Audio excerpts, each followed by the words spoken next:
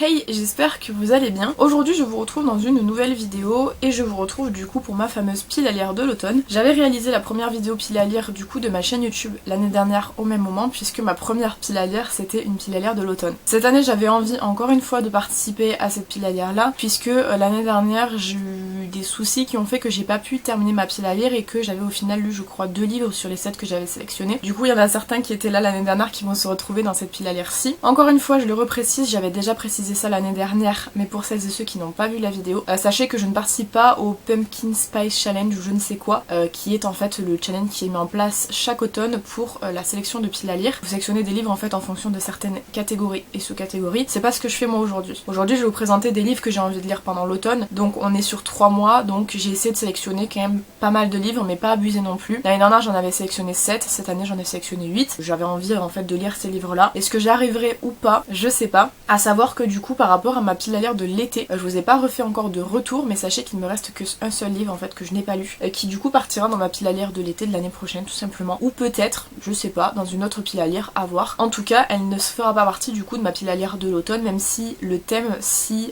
rapproché quand même, elle aurait pu faire partie, mais j'avais pas envie, j'avais vraiment envie de tout changer. En termes de livres, j'ai qu'un seul livre poche, le reste c'est des grands formats. C'est pour ça que j'en ai sélectionné aussi que 8, parce que forcément c'est des livres, même s'il y en a certains qui sont assez fins, il y en a qui sont quand même mastoc. Donc j'avais pas envie non plus de prendre des trop gros brochets et me retrouver finalement en fait avec des livres que je n'aurais pas lus. Voilà, donc je vais vous présenter ces petits livres-ci. Il y en a un que j'ai déjà commencé, il y a quelques jours, et du coup je vais pouvoir vous le montrer et vous dire un petit peu déjà ce que j'en ai pensé pour l'instant. Et le reste du coup c'est des livres comme je vous ai dit, soit des nouveaux, soit des qui étaient déjà présents l'année dernière. Donc bah écoutez, j'espère que cette petite vidéo vous plaira et je vous laisse avec la suite. La pile à lire de l'automne c'est celle que je préfère faire parce que du coup ça va vraiment être tout ce qui est un petit peu creepy. Ça se prête fort bien au conte interdit d'ailleurs, mais j'ai pas abusé, j'aurais pu en mettre plus, j'en ai mis que 2. Mais ça se prête aussi très bien à tout ce qui va toucher du coup au surnaturel, les loups-garous. Il y a aussi beaucoup de policiers que vous pouvez caler, enfin bref, c'est genre vraiment je trouve la saison la plus simple en fait à garnir. Et malgré tout j'ai eu du mal en fait à sélectionner mes livres. Il y en avait certains c'était une évidence que j'allais les mettre dedans parce que c'était genre vraiment presque j'attendais cette saison là pour pouvoir les mettre. Et il y en a d'autres où j'ai quand même assez galéré parce que je savais pas quoi prendre quoi. Donc le premier c'était un qui était l'année dernière déjà dans ma pile à lire. C'est celui que je suis en train de lire actuellement et c'est La Chasse de Bernard Minier. Je l'avais déjà présenté l'année dernière et je vous disais que c'était le genre de livre idéal pour rentrer dans la pile à lire de l'automne parce que pour le coup c'est vraiment un policier. Bon, moi je suis à la page 225 sur 500. Je crois qu'ils font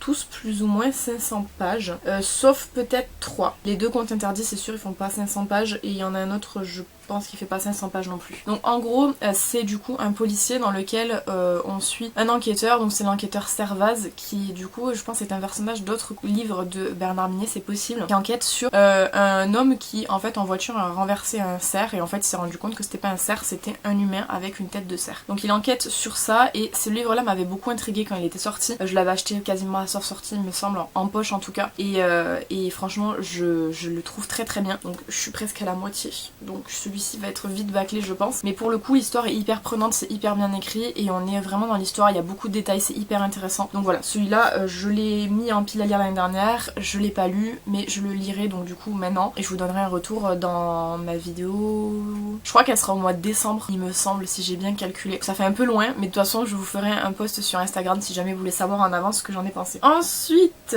j'ai ce livre-ci, alors je l'avais trouvé en boîte à livres, c'est le livre Frisson de Maggie Stiefvater. Si j'écorche le nom, je suis désolée. Donc c'est un livre que j'ai trouvé en boîte à livres, donc apparemment ça a l'air d'être une saga, puisque là on nous dit que le tome 2 est déjà disponible. Et c'est de... Je sais pas si on peut vraiment le classer dans la bitlit, parce qu'en fait la bitlit c'est plus en fait tout ce qui va être loup-garou des années 2000. Je sais pas trop de quand il date, mais je pense pas que ce soit les années 2000. Et quoi qu'il en soit, c'est une histoire de loup-garou, donc ça a l'air trop bien. Je suis contente parce que c'est pas le genre de livre que moi j'aurais acheté en magasin, et pour le coup quand j'ai été tombée dessus, ce qui m'avait attiré beaucoup, c'était vraiment la couverture que je trouve très jolie, et cette espèce de rose là qui est magnifique et ça se prête parfaitement à la saison. J'avais vraiment envie de rentrer un petit peu de fantastique fantasy, donc vous allez voir qu'il y en a quand même pas mal, et j'ai hésité en fait à mettre le tome 2 de Belle Morte, mais je me suis dit au pire si je le lis je le présenterai, j'avais pas envie de le caler et au final ne pas réussir à le lire, donc du coup voilà je me suis dit on va quand même en mettre un qui parle de loup-garou / vampire, parce que là du coup c'est loup-garou mais j'en voulais au moins un qui traitait un des 2 sujets et du coup celui-ci sera fortement bienvenu. Je sais pas combien il fait de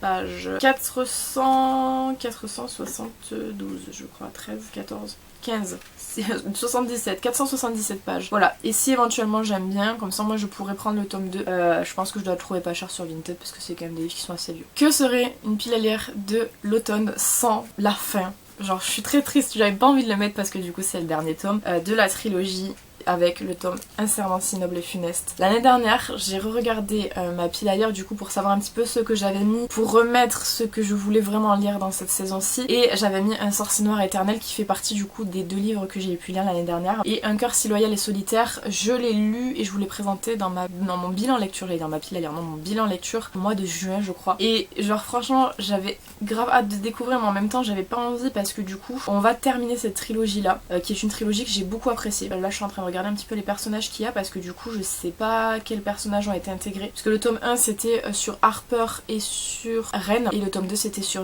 Grey et Liamara et ouais j'avais hâte de terminer mais en même temps j'avais pas envie, genre c'est une saga que j'aime beaucoup mais il va falloir qu'on termine. Voilà, donc je vous fais pas de résumé de ce que c'est parce que du coup ça va vous spoil les 2 premiers mais c'est une sorte de retelling de La Belle et la Bête. Voilà, je suis un peu triste.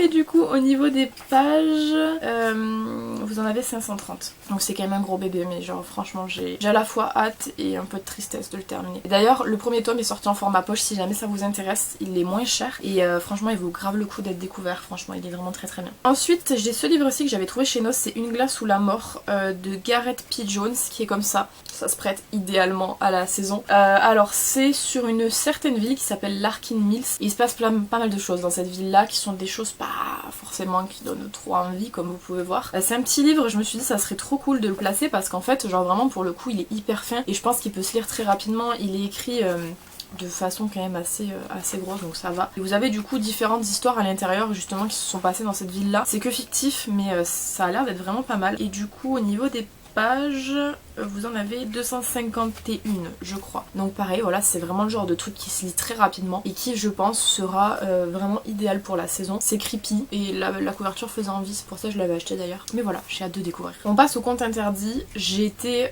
fortement embêtée parce que je savais pas lesquels mettre. À savoir que des contes interdits actuellement je sais plus combien j'en ai lu mais il y en a certains que j'ai pas envie de lire pour le moment. Notamment je pense à Pinocchio qui a de la violence animale et je suis pas prête pour l'instant encore à le lire. Du coup je l'ai regardé un peu en chien de faïence, je voulais pas du tout le lire. Et j'ai sélectionné du coup des livres, des contes interdits qui étaient dans ma bibliothèque. Il y en a un, je suis un peu...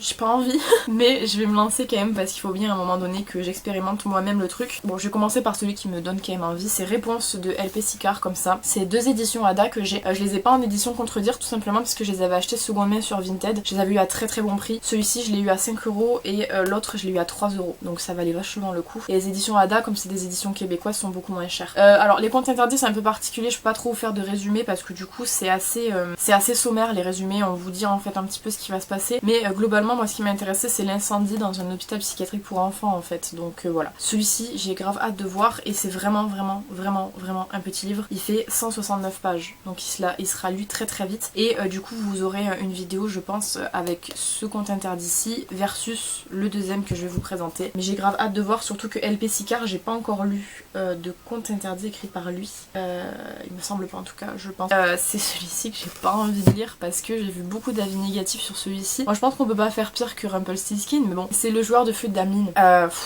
C'est Sylvain Johnson qui l'a écrit, en général j'aime bien ce qu'il écrit, j'aime bien sa façon d'écrire et tout, mais c'est vrai que j'ai vraiment pas eu de bons retours sur celui-ci. J'ai vu quasiment que des gens qui l'avaient pas aimé. Après les goûts et les couleurs ça se discute pas. J'ai testé un nouveau produit lèvres donc il colle un petit peu, bref. Et du coup ouais j'ai eu que des retours pas ouf sur celui-ci.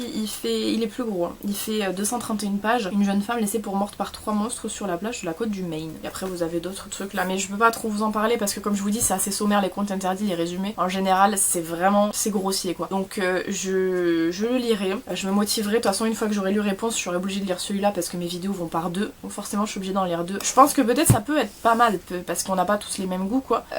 Mais ça me fait quand même peur qu'il y ait beaucoup de gens qui l'aient pas aimé quoi. Mais bon à voir, écoutez. De toute façon ces deux là font partie de ceux que j'ai pas lu et que j'ai dans ma bibliothèque. Et là la bibliothèque elle se réduit de plus en plus en termes de contes interdits que j'ai pas lu parce que forcément je commence à les avoir un peu tous lus quoi. Donc enfin je les ai pas tous lus non plus. Là je suis en train de regarder. J'en trouve pas que j'ai pas lu.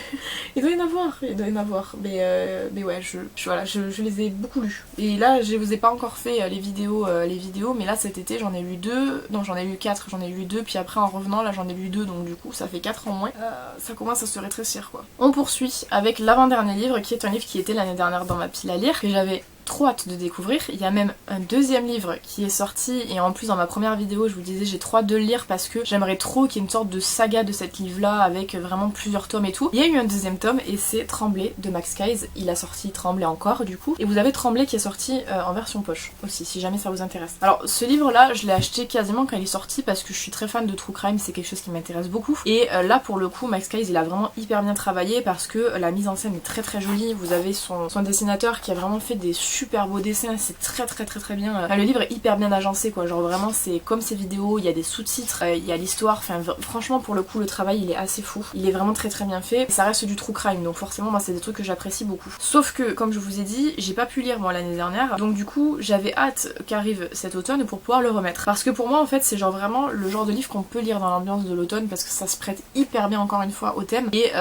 j'avais hâte de voir en fait le travail qu'il avait pu faire, je sais pas pourquoi pu pouvoir, mais qu'il avait pu faire en tout cas, et j'ai trop hâte de le lire franchement. Et du coup Tremblay encore est pareil hyper joli, genre je crois qu'il a changé les couleurs, il me semble que le fond est rouge et que Tremblay encore est marqué en noir. Mais alors ce livre j'ai hyper hâte, et du coup au niveau des pages c'est compliqué à expliquer parce que du coup la mise en page est assez particulière, mais vous avez 222 pages, non c'est pas 222, c'est les remerciements, 219, mais c'est un truc qui se lit très vite, l'agencement des pages est je sais pas comment vous expliquer, mais bref il est assez rapide je pense à lire, donc hâte de découvrir également et pouvoir vous faire un retour dessus aussi, parce que je vous avais dit que je vous ferais un retour dessus puis au final j'ai jamais fait. Et le dernier livre, c'est un livre que j'ai chopé en boîte à livres il y a littéralement 5 jours peut-être, je sais pas, mais très récemment. C'est un Robin Cook comme ça et c'est L'Invasion plutôt, il n'y a pas de L apostrophe, je sais pas où je l'ai vu, et j'étais trop contente de le trouver parce que pour le coup je me suis dit mais genre vraiment c'est hyper dans l'ambiance de l'automne quoi. Il n'y a pas de cosy mystery ou quoi, hein, parce que le seul cosy mystery que j'avais c'était un Agatha Raisin que j'ai terminé il y a pas longtemps. Là on est vraiment sur du